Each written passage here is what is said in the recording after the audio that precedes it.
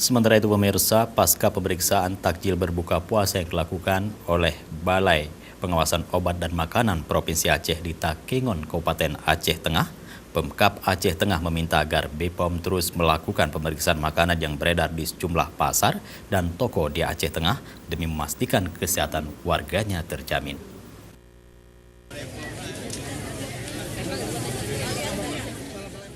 Pasca pemeriksaan jajanan takjil berbuka puasa yang dijual di pusat jajanan Pasar Impres Takengon Aceh Tengah, Pemkab Aceh Tengah meminta agar kegiatan ini terus dilakukan di waktu lainnya sehingga warga Aceh Tengah tidak mengkonsumsi makanan yang berbahaya.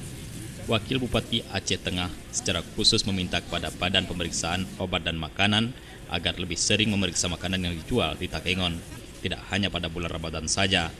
Pemeriksaan ini dianggap penting dilakukan supaya penjual dan warga Aceh Tengah sadar akan bahaya dari makanan yang mengandung zat berbahaya, baik formalin ataupun zat lainnya. Ditambah lagi dengan beredarnya makanan yang kadaluarsa, maka dengan pemeriksaan yang berkesinambungan akan menjadi lebih baik untuk kesehatan masyarakat. Pemeriksaan terhadap makanan ini menjadi hal yang menarik di Aceh Tengah, mengingat beberapa waktu lalu pihak UPTD Dinas Kelautan dan Perikanan Aceh menyatakan sejumlah ikan yang beredar di Aceh Tengah mengandung formalin dari hasil uji lab yang dilakukan. Ini kita lakukan untuk melindungi masyarakat kita dari hal-hal yang merugikan, terutama di bidang kesehatan.